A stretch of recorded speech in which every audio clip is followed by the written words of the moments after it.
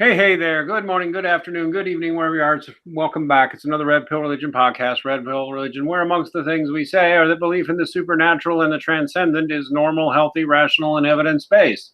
So if you like the kind of work we're doing here on please support our work on redpillreligion.com. Where redpillreligion.com, where in these days of social media censorship, you can almost certainly always find us on this blog. We have, of course, had all kinds of censorship problems on YouTube, although say a little prayer, it's been better lately.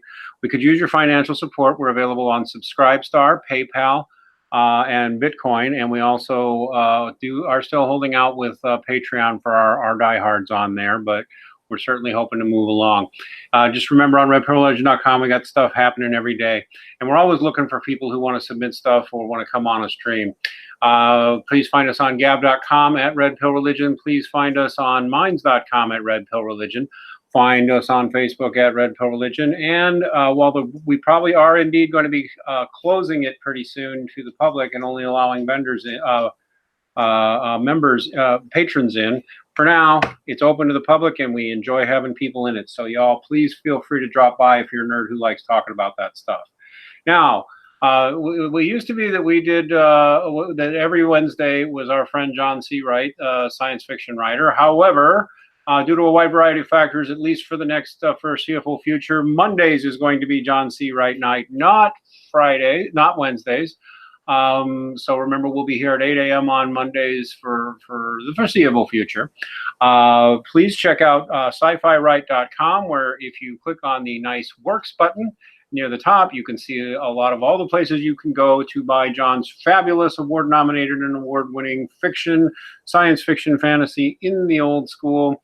And also check out Jagi Lamplighter, which is the pen name of Mrs. Wright, who publishes her own books and does professional editorial work.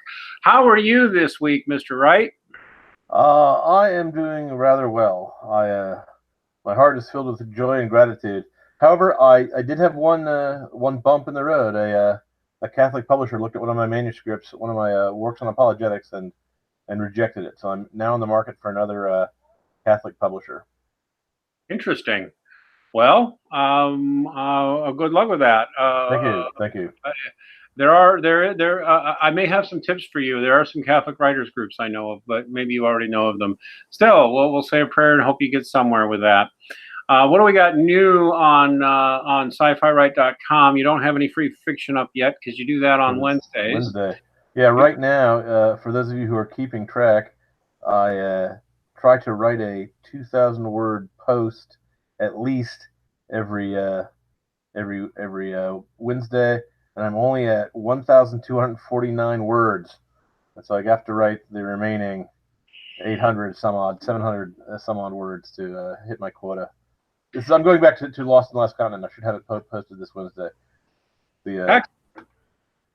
My far future man on the continent of Pangaea, where mankind has been extinguished, has been brought by time travels forward from the remote past in order to undo the evils that the time travelers have created, and everyone's out to get him, including giants and serpent people and little monkeys and all sorts of hideous creatures. So we shall see. Emily's in love. All righty. Well, boy, that's the worst. That is the worst elevator pitch for a story I've ever said. Yes, basically, it's cool. It's cool, old-fashioned space opera, as one of you say, as someone like to say, fantasy. Cool, old-fashioned space opera, planetary romance.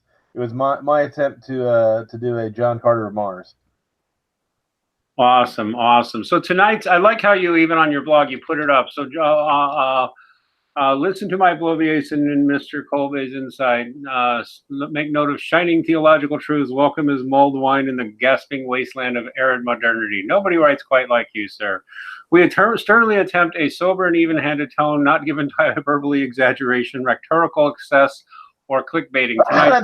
That's rhetorical excess. Rectorical excess is something quite different and more painful. Shut up, nerd. Okay, rhetorical excess. And so the title of the show simply is, Do the Godless Just Want to Kill Us? And honestly, as both former atheists ourselves, I think it took us a long time to come to this conclusion. But it does seem indeed that the godless want to kill us. I'm no longer even going to laugh at things like that. I think it's got started. The thought came when I was reading this article by John on his blog, One Born Every Minute, and we were talking about the history of a teen boy. This happened over the weekend, right? Happened over the weekend. There was a Twitter storm about a Catholic boy in a MAGA hat at a rally for American Indians who rushed up and surrounded an aged frail American Indian who was a Vietnam vet, harassed him and chanted "Build a wall" in his face and insulted him. And the poor American Indian was merely trying to bring peace because he had thrust himself between the evil MAGA hat wearing bigots and a group of other protesters who were counter protesters. And in return for his peaceful attempt, he was mocked by the sneering Catholic. And the national news media picked up on this ridiculous rumor on the basis of one still photo and a few minutes of cell phone clip. And fortunately for the young man, there were enough people standing around with cell phones of their own who took the picture from different angles and recorded the whole thing, that you found out that every single element of the story was either a falsehood or the exact reverse of the truth. And by reverse of the truth, I mean the MAGA hat wearing youths had been being racially slandered, slurred, and insulted by a group of counter protesters standing nearby. Those guys, not that guy. No, not that guy. I'll tell you about that guy in a minute. But yeah. Actually, let me go ahead and mention this. I should go ahead and put it in the show notes. There's been many videos made on it. I actually think the most fair one and trustworthy one I've seen is just by this young guy named Tim Pool. He is actually a moderate leftist himself, but and that's why I like him. A dying breed, I should say. Because it's really funny. It's really funny because leftists, once they realized they had been snookered, apologized and retracted their attacks, and the left wingers, the social justice warriors, who are an almost different breed of creature, because the modern liberal believes in the free market and the free enterprise. They just don't want those things to go to excess to hurt the weak and the poor. But the far left, who is now the mainstream, they want to crush the First Amendment, and they hate capitalism. They blame it for everything that's wrong in the world. So and those guys don't apologize when they're proven wrong. They don't look at evidence. They just double down. They just put their fingers more deeply in their ears, and stick their heads more deeply up there, and just shout louder. So that was the experience of the weekend. The reality is that pretty much everything that we were told by the media was exactly backwards as to what had happened. And Tim Pool, who is absolutely no Republican and actually absolutely no Trump guy, although it has been funny watching him, kind of rethink a lot of his stances the last year or two, because I've been watching him a long time. I used to be a political commentator, more popular when I was his age.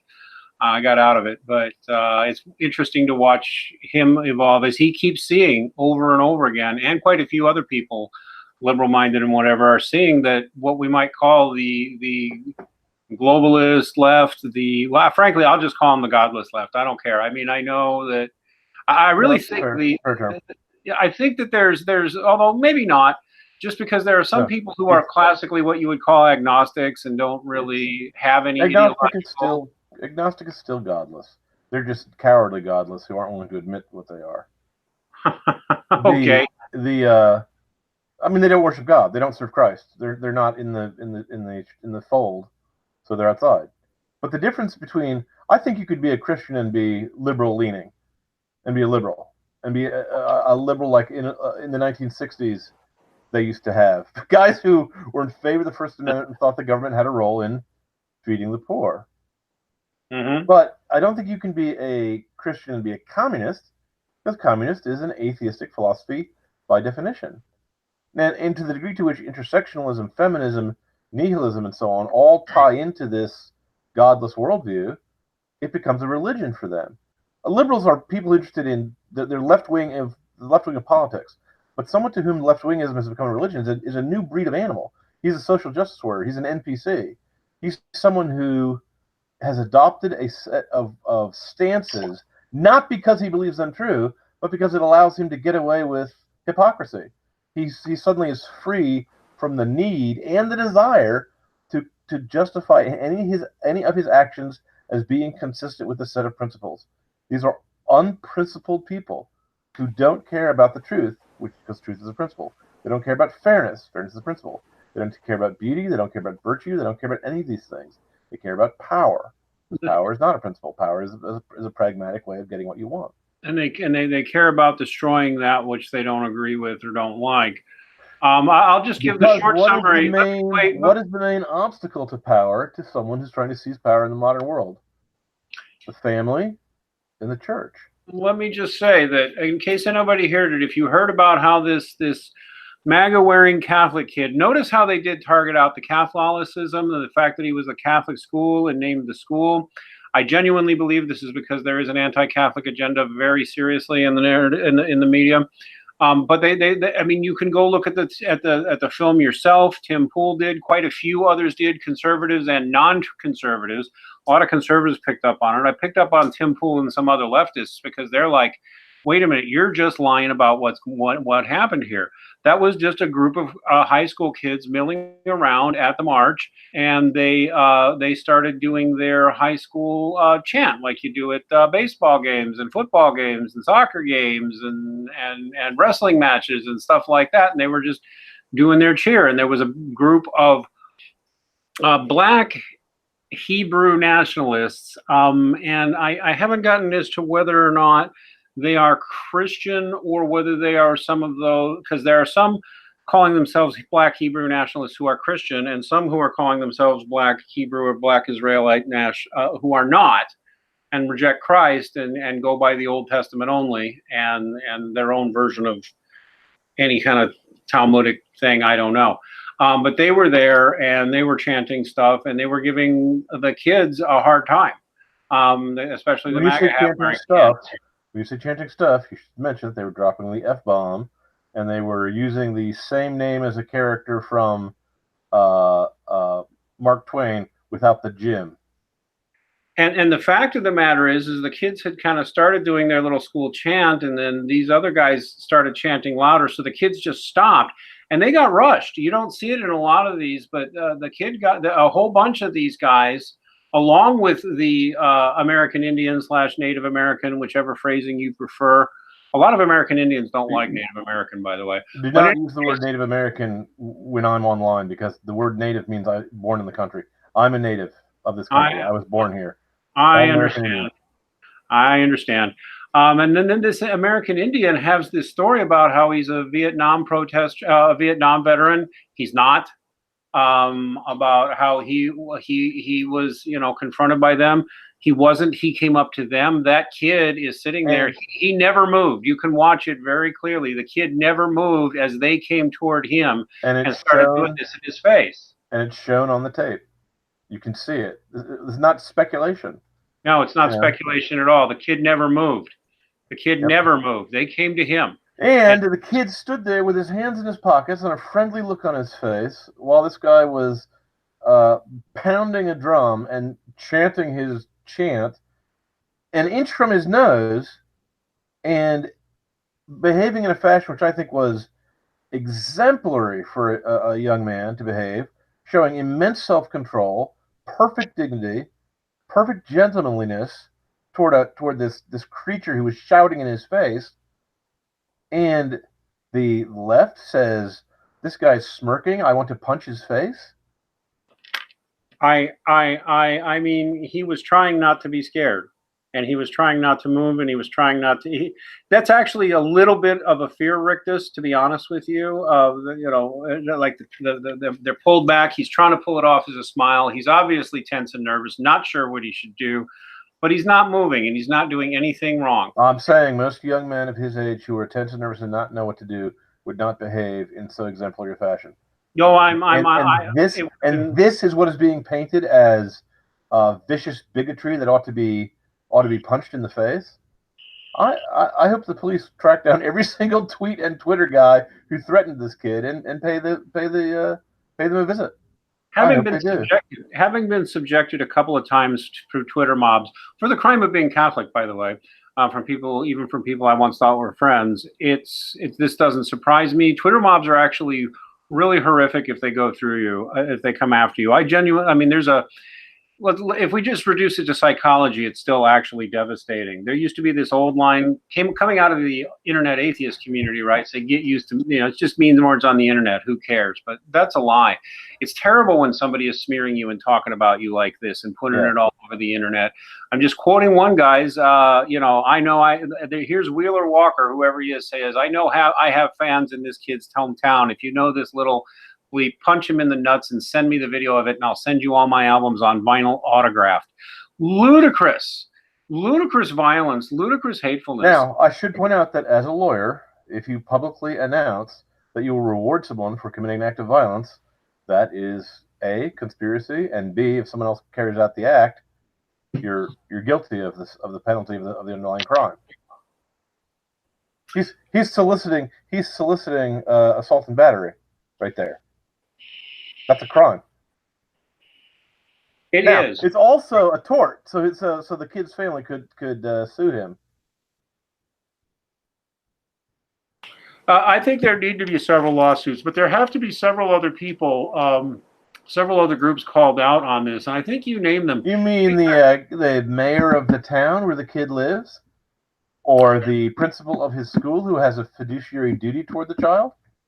The archdiocese issued a statement condemning him, and this.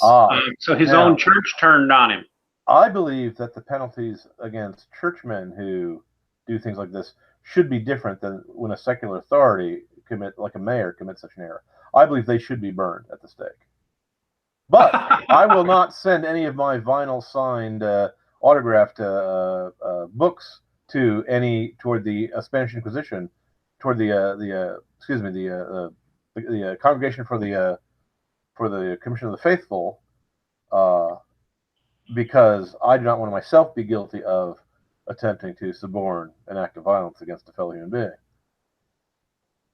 But I would like the Inquisition to be given plenary powers in the United States to carry out its mission.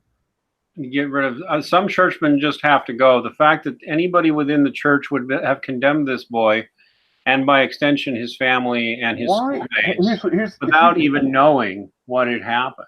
Do you notice the last word in my little essay? I only had a one-word remark to comment on this whole debacle. Suckers. You guys are suckers. You guys are so gullible. You guys are so easy to fool. You are chumps. You are dupes, okay? You are stupid dupes if for 1 second you believed the fake news that a group of Catholic 15-year-old boys would wander into D.C., find some American Indian, and then go out and try to commit acts of racist hatred against them, would commit hate crimes against them. Are you out of your minds? When is the last time that happened? When does that ever happen? Now, don't get me wrong. There's racism in this country. There are racists. Okay? I've finally met one. But how often does the mainstream media actually pick up on the guys who are actually racist and actually condemn them? How often does it turn out to be young men who are going to a pro-life rally because they're willing to stand there in the cold because they want to save little babies from being killed in the womb? I mean, those guys have some beef against American Indians? Since when?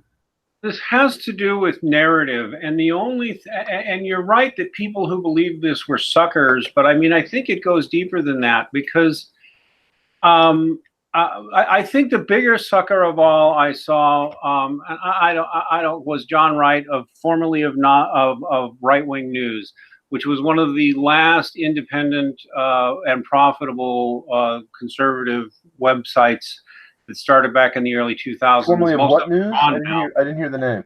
It was just called Right-Wing News, John Hawkins. Okay. and he actually got he got a lot of press in late last year because basically Facebook shut him down, and all other social media shut him down, and he could no longer profit. So he more or less turned it into a vanity blog and doesn't try and run it anymore. He's out of business. And then he posts something today about this story. He says this story should be a wake up call to the news media. And it was really, I mean, I left him a mildly tart retort, but I wanted to yell at him because you really think the media needs a wake up call at this point? You still think there's a problem, like they just have a reporting problem that they need to clean up? The mainstream media colluded to make this narrative happen, and they still haven't really retracted it. Last I looked, it may have been in the last few hours. I've been running some errands, so something may have changed in the last few hours. But so far as I know, only independent outlets on the internet are even pointing the truth of the story out. Yeah. So this kid's reputation is still out there. And I really contend that with the kind of actors we're dealing with here, they know that. They know that, and they don't care. They don't care. They don't acknowledge being wrong about anything. They don't care. And it's easy to say sometimes that, well, they're just casual and sloppy and ideological and arrogant. Some of them are. It's no longer debatable in my mind, John. A lot of them. This was a colluded narrative. I'm 98% convinced. They wanted a confrontation with Catholics. Within the Democratic Party ranks and progressive ranks has been something in the works for years called Catholic Spring, which has basically been an effort to not just subvert the church, but shame the church, especially any of its more conservative elements, in an anti-religious program. I honestly believe that we may soon see. This has always been an anti-Catholic country since its founding. It's just a reality.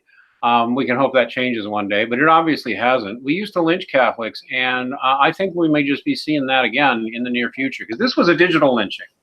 And I have zero doubt that some of the people making those Twitter comments would have been more than happy to literally see the kid hurt or killed, or any of those people killed. And there's no reason for me not to think that, John, and there's no reason for anybody to call me paranoid at this point. I have spoken to atheists that I've argued with, some of the younger set that come out of this same ideological crowd, and confronted them over and over again because they would hit me over and over and over again with the supposed crimes of the religious. I said, will you please acknowledge the crimes committed in the name of anti-religion, the crimes explicitly committed by atheists in the name of atheism, and the actual documentation? Will you at least condemn that? And one of them, I just had to block him because he kept finding excuses to say why genocide, torture, lynchings, and anything else done in the name of atheism, which happens all the time and has happened all throughout history. Anybody who doubts it, we got plenty of references for you. They won't admit it, John. They're happy. They want to see us dead. Quite a few of them do. Well, I've had too many encounters. If someone thinks you're paranoid, point him to the tweet you just flashed on the screen, where a guy was soliciting that someone should go punch this child in the face. Yeah, and he wasn't the only one. This was just a random one that Tim Pool came out from some. I don't know who Wheeler Walker Jr. is, but he's got to be some kind of modern country artist. As of the time when I wrote my one-word commentary on this news article, which was about noon today, if you type a search into Google to find this story, 4 out of 5 we're still pushing the narrative, even though it has been as thoroughly debunked as anything could be debunked. I mean, at this point, you have to be the moon landing was fake kind of mind to think that the kid was guilty of anything aside from being selected to be the victim of a guy who has played tricks like this before, that our drum beating shaman there has also tried to play this trick with college students before, where he goes and complains about being harassed and then seeks out someone to blame for harassing him when there's no one around, when no one's done anything to him. Okay. And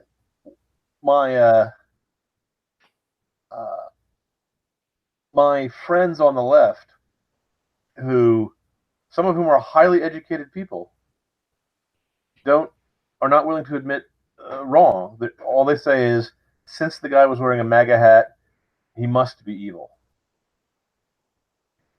I'm looking now, mind you, I have tried to stop using the term Google or using the Google search engine, but the reason I mentioned that is because yeah, Google is part of the conspiracy. They're part of the narrative. They coordinate their efforts with the mainstream press to push certain news stories to the top, overriding their algorithm. I mean, they admitted it in public just this week, where they said that after a left-wing Slate newspaper man phoned into them and said, if you type in the search for abortion, you get nothing but anti-abortion videos on YouTube, because of course those are the ones more popular, those are the ones who are watched more often. And Google apologized to the guy and quickly rewrote their algorithm, blacklisted the word, or whitelisted it, I don't know which, and made it so that only pro-abort things come up for the first 2 pages if you type in the word abortion into YouTube. Yep. It's not a mistake. It's not something they have to. It's not an accident they have to correct. These guys are on the side of Antichrist. They don't like Christianity. If you're on the side of Antichrist, you have to also dislike the United States, because Protestant nation as it is, it still was founded in liberty and conceived on the idea that all the heretics could come here and not bother each other, and we could all live in peace, except for Maryland, which of course as a Catholic state kind of got. Well, never mind. I'm not going to complain about that. Let me reemphasize the point. I came to the news. I have no business complaining about that. I'm very grateful to live in America, because it's never been illegal to be a Catholic, even though the KKK might want to hang you for being Catholic. The KKK founded by the Democrat Party, just by the by. Listen, you're all over the place. So let's slow down a little bit. And let's mention now that this kid. I mean, if you go into the Google News now and look through it, teen, pro-life, MAGA hat, you see story after story coming to the very top, all basically, most of them very against him. I mean, I'm just going to, the first one, the Washington Post gets it wrong, and that's what comes up first. You have Kathy Griffin out there saying she wants to dox all the pro-life MAGA kids. I want names. There's Kathy Griffin screaming. She wants blood on these kids and their parents probably, and their school. Yeah. I literally have no doubt that they would like to see these people hurt for the crime of existing as Catholics. For the crime of wearing the MAGA hat, for the crime of being against abortion. And you see story after story. I'm even looking now. Being white. Let's not overlook the huge racist whiteness and the maleness, yes, but the white maleness. Whiteness is not only toxic, and maleness is not only toxic. Gillette razors said so, but so did in the same week, by some coincidence, so did the American Psychiatric Association. It's saying being masculine is psychologically damaging, whereas being transgender is perfectly okay. There's nothing psychologically wrong with wanting to chop your off. The thing is, if we look at the CNN story that's still up, from today, just updated a few hours ago, there's this information. There's this interview with Nathan Phillips, basically very clearly lying about what happened. Because you go and watch the tape. This man is being interviewed by CNN, lying about what happens. Multiple independent outlets have documented Nathan Phillips as a guy who is known for going to protests and pulling stunts. He's not a Vietnam veteran. He can't be. Or if he was in Vietnam accidentally and wasn't there for long, because he would have been 17 when that war ended. So he has no service record. He made the entire story up. It's not even a matter of perspective. You can see from every angle. Tim Pool and quite a few others have had it up. The kid never approached this guy at all, and this guy is lying. And notice, I want to talk about how CNN. Let's talk about how CNN frames this. This March for Life teens' confrontation with Native American reveals an ugly divide. And the ugly divide they're talking about is not that there is racial misunderstanding between two groups. This is nothing but this Nathan Phillips talking about why these kids are racists. He calls them beasts also. Yeah, and he completely lies, and it's just there on CNN. Now, I truly hope that the family gets huge money from a lawsuit. I really, really do. Um, I because I mean, this is actually normally it's popular to complain about big lawsuit victories. No, there needs to be punitive action taken against every single one of these people because they're clearly slandering a young man's good name with and the school. Yeah. And frankly, again, the archdiocese behaved disgracefully. The school principal has behaved disgracefully. I mean, they could have issued stinging statements saying, if these students are guilty of racist conduct, they will face the highest penalties. And I would not be blinking or mad at them, but they were out condemning, and they didn't even know. And if you watch this, it's very clear this was a planned event. They're all guilty of one other thing. They're all guilty of one other thing that I mentioned before, and I want to emphasize. These guys are as gullible as chickens who stare up at the rain with their beaks open and drown because they're too stupid to close their mouths. They're guilty of the too stupid to close your mouth disease. How could you believe hearing one side of a story where one guy makes himself out to be a saint and you don't hear the other side of the story at all, and you have no curiosity as to even whether there's another side of the story at all or not, and you believe that account? That's not normal thinking. That's the thinking of a guy who's prejudiced, who already believes a conclusion, and when he hears confirmatory evidence, he accepts it uncritically. All my conservative friends who believe this story, all my Catholic friends who believe this story, okay, you don't believe the worldview that America is a seething hotbed of racist bigotry against American Indians.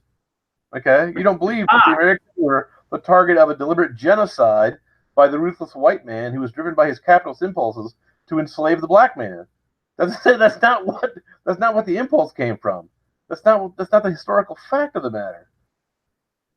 Okay? So if you don't believe their worldview, why do you accept the evidence that supports the worldview and just assume that every 15-year-old guy who wears a MAGA hat is a Klansman? The Klan was started by the Democrats. They're the ones who judge people by their race. The Christians don't believe that. We say that all men are brothers. That there's no difference between Jew and Greek. That's our shtick. That's the thing we're selling.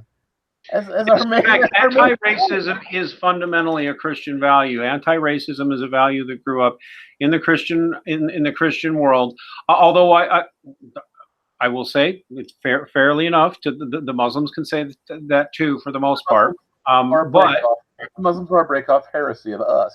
They got it from us. They make it up themselves. Yeah, pretty much. That's how I would see it too. And in any case, anti-racism is a Christian value. And one of the things you will notice is that as Christianity fades, racism increases, both on the left and the right, because it's not deniable anymore that there are many left-wing racists, and the most extreme virulent racists of the right who do exist are usually eugenicists, not atheists, and anti-Christians. You see it all the time. I see it all the time. And that is because anti-racism is a Christian value. Genuinely, I think, just for example, let's talk about the example of the, quote, Native Americans, unquote, the American Indians, as they've been known, and as a lot of them prefer to be called American Indians, by the way. But in any case, I just derailed myself and forgot the point I was going to make. I hate when I do that. Because I derailed you. You were previously talking about racism increases and slavery increases as Christianity decreases. That's just an observable thing. Because yes, let's say I was godless, or let's say I was. Let's pick just a religion of Aztecs or any religion. Or if I was just an atheist, why shouldn't I just wipe out all the Native Americans? I mean, really, why don't I just kill them all? Keep any that are useful as slaves, maybe sterilize them so they won't be a problem later. Why don't I just do that? Why would that not be a reasonable problem? I mean, these Native Americans, they're always in the way. Why don't we just kill them? There is nothing stopping somebody with an atheistic concept from saying, it's better to kill them. So they don't even have a justification. It depends on the atheist, because an atheist who says there are innate human rights that apply to all rational creatures, I don't know where they come from, but I can see that they're there. Therefore, I can't attack another unless I expect to have no complaint. I can't attack a weaker unless I'm willing to have a stronger attack me. That seems to me an atheist can say that. He doesn't have a very complete worldview. He's got a phenomenon he's talking about that he can't explain. But I don't think that every atheist has to be a communist, Darwinist, social justice warrior. I do believe, however, that every social justice warrior who believes in multiculturalism or moral relativism or reductionist materialism or any of these modern versions of atheism, those guys have to be godless, and those guys have to say the only truth is that there is no truth. Because that's where believing that your genetics programs your morality leads you to. I have also gotten to the point where I am skeptical of the godless who say they will stand up for these universal human rights and values, because I've seen very few of them really willing to take a stand and do so. When the rubber hits the road, it's usually all about number one. They used to exist. Themselves. I was one of them. They used to exist. I haven't seen many of them in the modern day. Wow. Yeah, I too many of them are like, that's not my responsibility. I didn't do that. It's an evasion of responsibility for anything. You see it all the time. Now, the only problem is, of course, is that even if they do believe in it, they can't account for it. They have, instead of a philosophy, instead of a worldview, instead of a foundation of their moral edifice in their minds, in their hearts, in their souls, they've got a blank spot. They've got a question mark. Okay.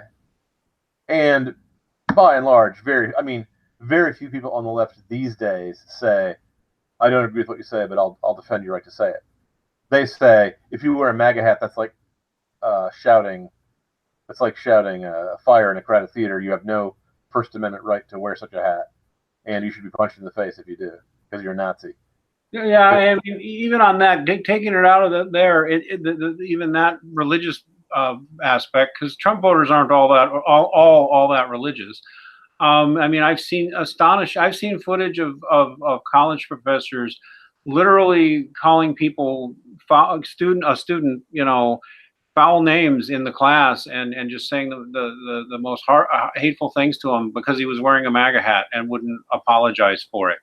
To the kid's credit, and this is a different incident, but I mean, you're seeing things like that, and that too is not.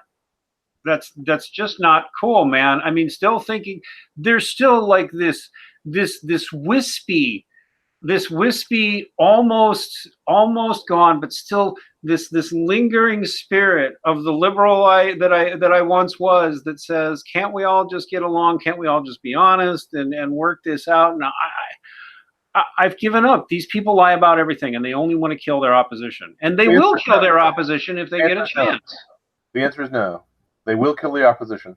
The reason why is because the liberal that you used to be and the liberals that I knew when I was young are silent, or they're gone, and they've turned into leftists.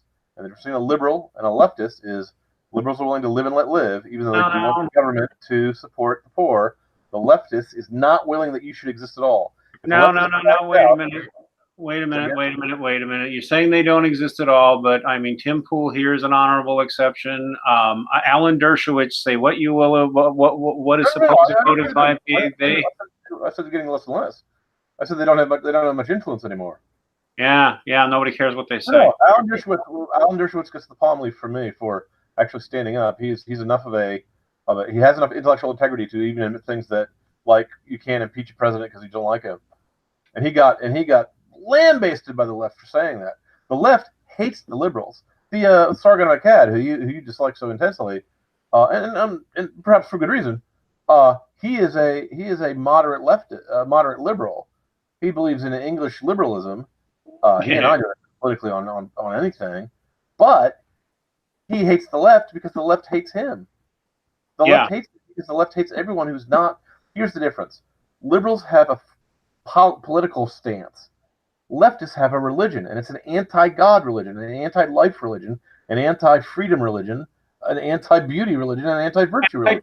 An anti-truth religion. I mean, they literally don't care about the truth. I've seen it over and over again. They simply don't care about the truth. Not every liberal, and it's not what he said at all, but it's become naked. It's become naked. They simply don't care what reality is.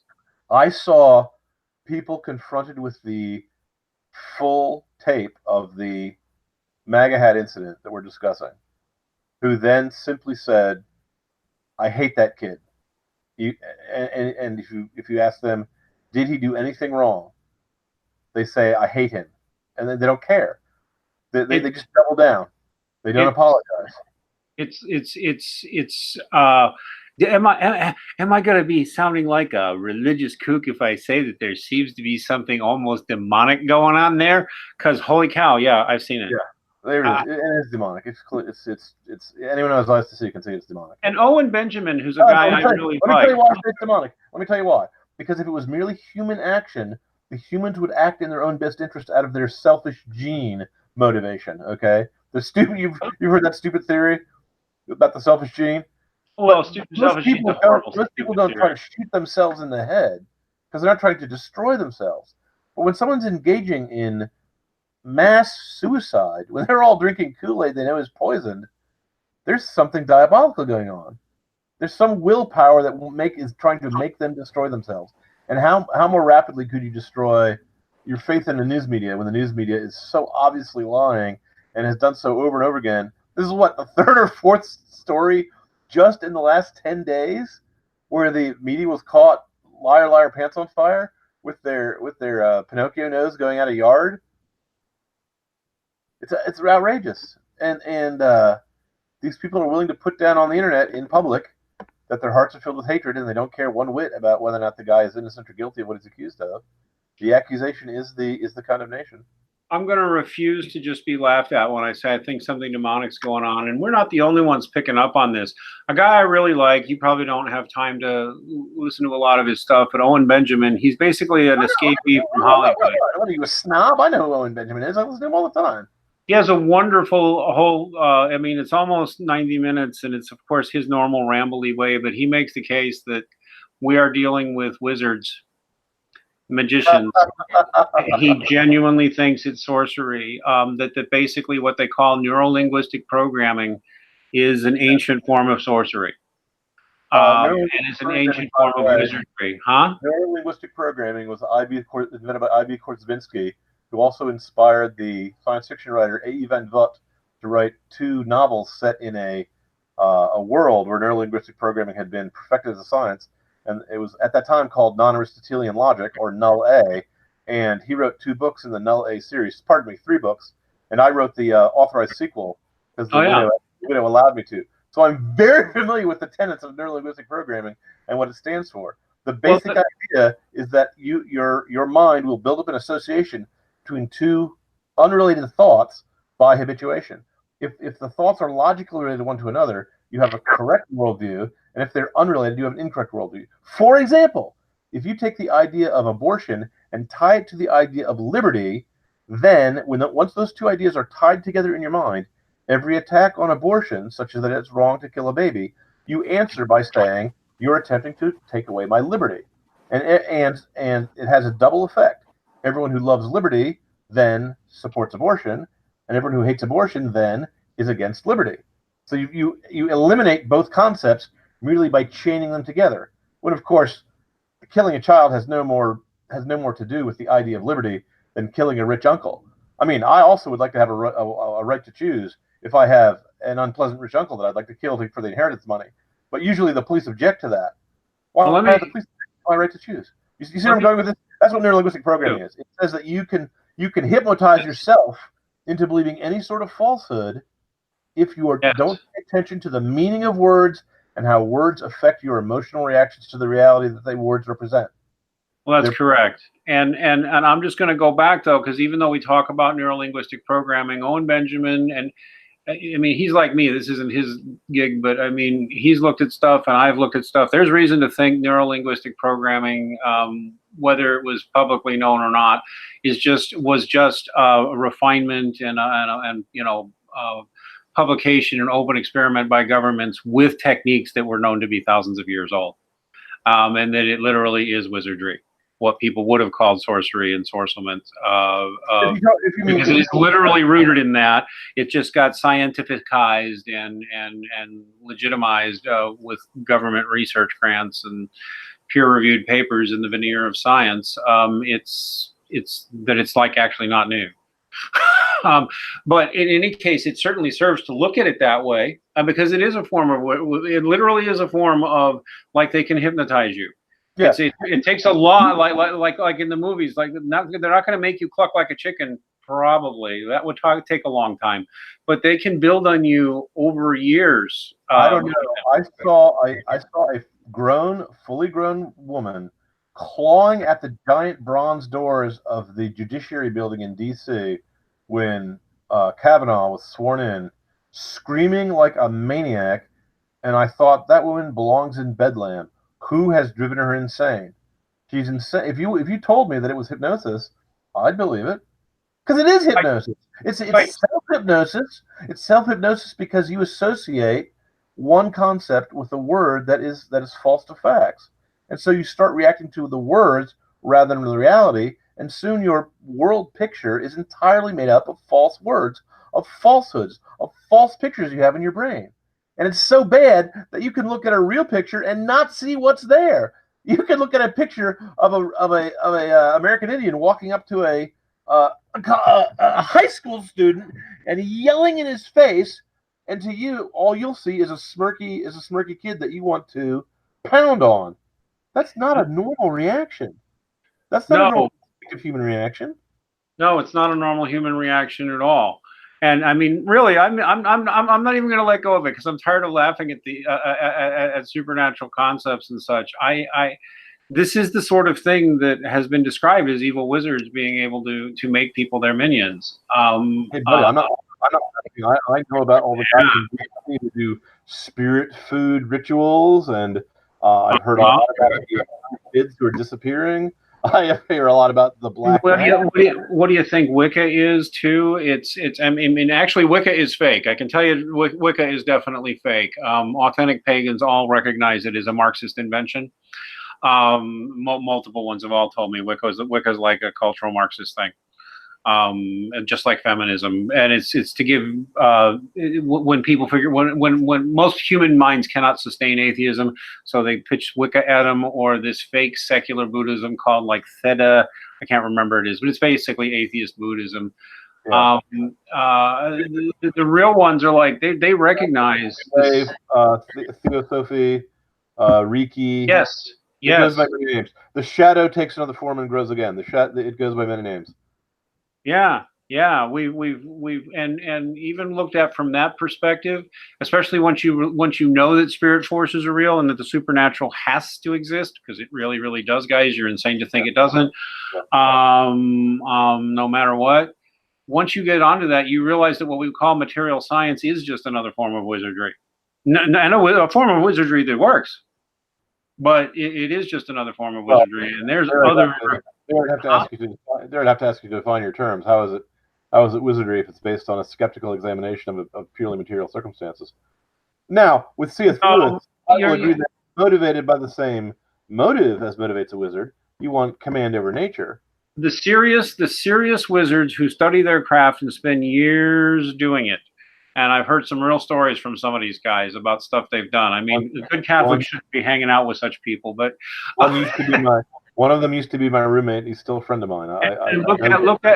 Looked at it from this perspective. Material science is just narrowing the focus of your wizardry upon the material, which you can do amazing things with.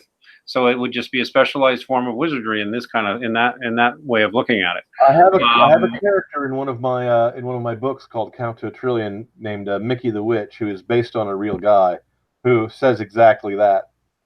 Well, there you go. It's kind of how I'm starting to see things, and it's how and it makes a certain kind of sense, because I'm convinced supernatural forces are real. I'm convinced Kabbalah stuff works. I know ancient Catholic mystic stuff works for sure.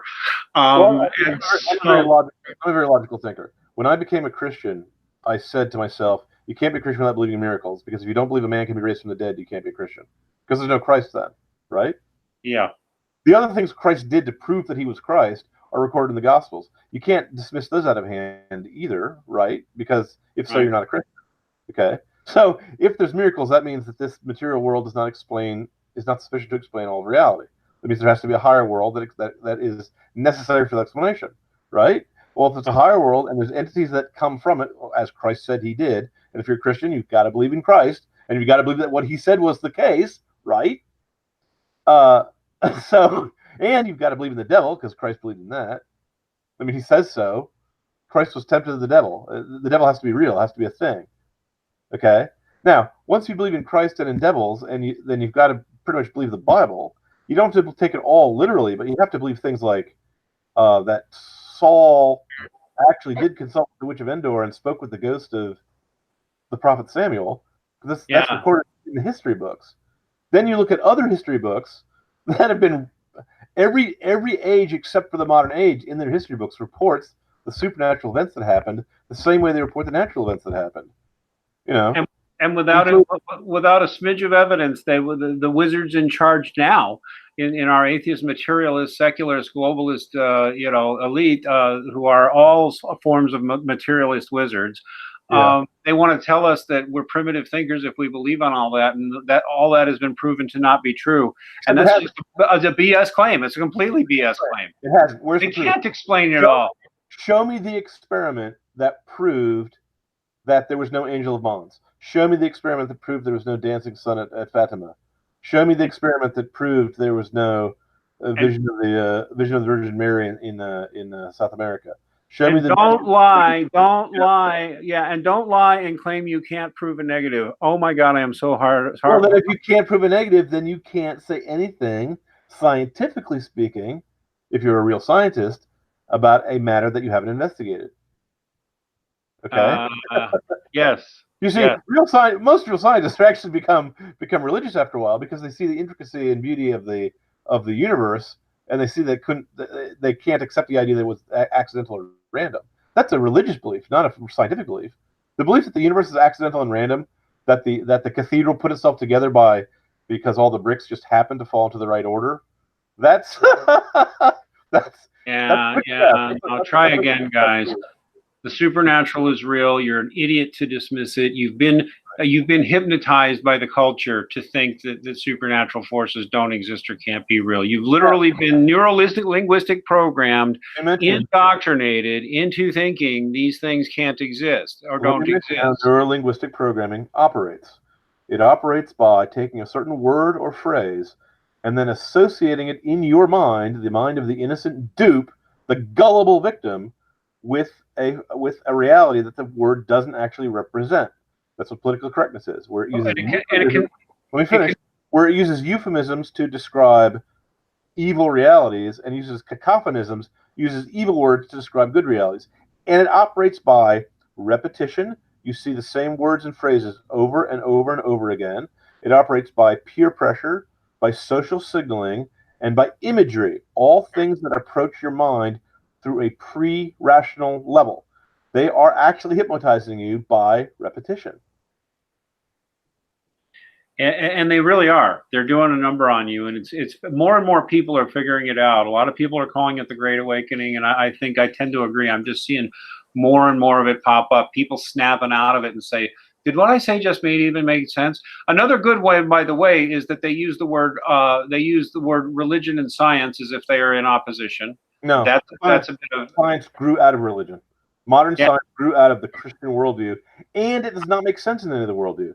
In the Muslim worldview, God is so powerful that he does not have to give to any secondary actors any ability to act, which means you can't have laws of nature. Fire burns because God wills it, not because the paper has certain innate properties. If you're in a Buddhist worldview, the paper burning is an illusion to begin with. There's nothing to study there. Okay? Yeah. And Confucius specifically says you shouldn't speculate into things men can't see the roots of. It's a waste of time. Get back to work. Do I need to go on? If you think the world is run by spirits and not by laws, I mean, you have to believe in one spirit that has one law that is rational, that also put reason in mankind in order to believe that men's reason can tell them something about the universe. Without that key, you have no reason to believe that anything is not just a narrative. And the non-religious people these days, the atheist cults we're talking about, they've rejected that. They say, well, there is no God, there is no reason, therefore there is no reason to believe that reason is reasonable. We believe that it's a narrative. And so And of actually, course there's they the lie, thing. because they neurolinguistically have programmed themselves not to believe that there's no difference between truth and lies. A piece of propaganda is either effective or ineffective. It's effective if you convince people to sign on to your program. It's ineffective if it fails. And that's all they care about. And they'll say as much if you listen to them. It's astounding. All right, well, we should go ahead and wrap this up because we've about hit our hour. And just so everybody knows, I'm sure John will be going back with his family, but Youngblood Ray and I will be over on the Max Dean Esme group channel having our open philosophy BS session for anybody who just wants to come in and really talk about anything we just talked about here or wants to talk about something else. Philosophy stuff. If any of your listeners have any question about neurolinguistic programming, they should bring it up to you in the next hour that you're going to be talking, because it's a fascinating topic. And once you realize how easily the human mind can be tricked into a false to fact association, where you react to ugliness as if it's beautiful, you react to poison as if it's food, you react to vice as if it's virtue, you react to freedom of speech as if it's advocating. Tell you what, John, Senator, your time is up. Your time has expired. We will actually do an entire show on neurolinguistic programming next week. So shall it be written, so shall it be done. And we'll do it next week because I want to hear more about it. I know the basics, but I want to, because I've actually unspun my brain from an awful lot of it. So it's really hard to hit me with it now. But I'd like to learn more refined techniques. We'll do that next week. And in any case, everybody, please give us a like and please give us a subscribe. If you want to join me over on the other channel, we'll be streaming within another 15-20 minutes over there. Please give us a like and a subscribe and hit the notification bell on this channel. We are here every night. I don't have the calendar in front of me, but we have plenty coming up this week. So give us a like, give us a subscribe, find us on redpillreligion.com, hit the donation jars, and God bless everyone.